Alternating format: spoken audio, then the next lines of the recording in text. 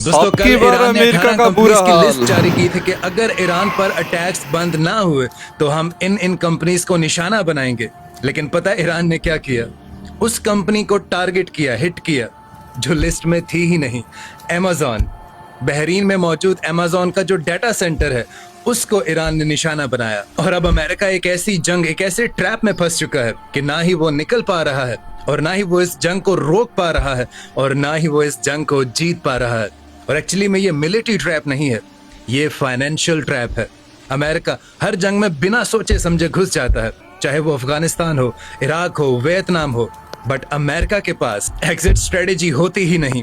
आज इस जंग को पूरा 1 महीना और 2 दिन हो चुके हैं और पेंटागन ऑलरेडी $36 बिलियन इस जंग में झोंक चुका है। बिलियंस ऑफ डॉलर्स के जो रडार होते थे मिसाइल को डिटेक्ट करने के लिए, वो डिस्ट्रॉय हो चुके हैं। और जो वेपन्स मिसाइल होते हैं उनको सालों लगते हैं बनाने में, जो अमेरिका पूरे 1 महीने में इस्तेमाल कर चुका है। और अमेरिका हर दिन का $2 से $3 बिलियन इस जंग पर खर्च कर रहा है। और लोग पूछते हैं कि अमेरिका निगोशिएट क्यों नहीं कर लेता, कोई डील करके निकल क्यों नहीं जाता? तो ये इतना सिंपल नहीं है। अगर अमेरिका ऐसा करता है तो ईरान की पहली डिमांड यही होगी कि मिडिल ईस्ट में जितने भी हैं उसमें कंप्लीट विड्रॉल अमेरिका का होना चाहिए।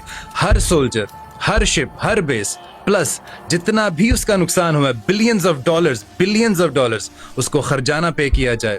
और फिर पूरी दुनिया क्या देखेगी कि अमेरिका झुक गया, वो भी एक नॉन न्यूक्लियर पावर के सामने, ईरान के सामने। और अमेरिका की तो पूरी इकोनॉमी ही सिर्फ 2 चीजों पर टिकी हुई है। नंबर 1 पेट्रो डॉलर और नंबर 2 डर। हाँ जी, डर।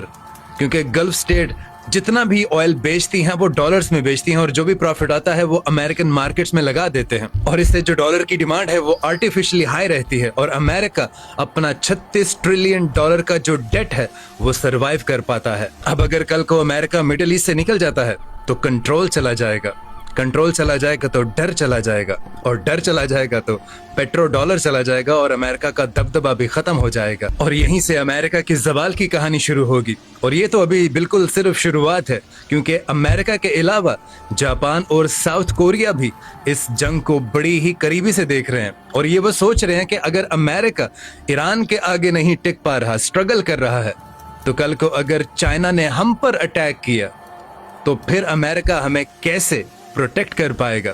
और फिर क्या होगा कि साउथ कोरिया और जापान अपनी आर्मी बनाएंगे, अमेरिका से वेपन्स लेना बंद कर देंगे और इनसे कॉन्ट्रैक्ट भी खत्म करेंगे। और सिर्फ जापान और साउथ कोरिया ही नहीं बल्कि यूरोप भी इसी सेम कंक्लूजन पर आ चुका है। वो भी ये कह रहे हैं कि हमारी बेसिस हम तुम्हें इस्तेमाल करने नहीं देंगे। इटली, स्पेन और फ्रांस, जिनकी आंखें अमेरिका के आगे खुलती नहीं थी, अब वो भी उसको आंखें दिखा रहे हैं और साफ मना कर रहे हैं। इससे होगा क्या कि पेट्रो डॉलर की जो कन्वीनियंस है वो खत्म हो जाएगी। एशियन अलायंस भी खत्म हो चुका है और यूरोपियन अलायंस भी अमेरिका का जा चुका है। अब इतनी सारी जलालत के बाद अमेरिका के पास बस एक ऑप्शन बचता था जिसे वो भी इस्तेमाल कर रहा है, और वो है ग्राउंड इन्वेजन। यानी कि ईरान की सरजमीन पर उतरा जाए और उसे हराया जाए और जीता जाए, तभी उसका दबदबा थोड़ा बहुत जो बचा है वो बाकी रह सकता है। और पता है अमेरिका ने वियतनाम में भी यही गलती की थी।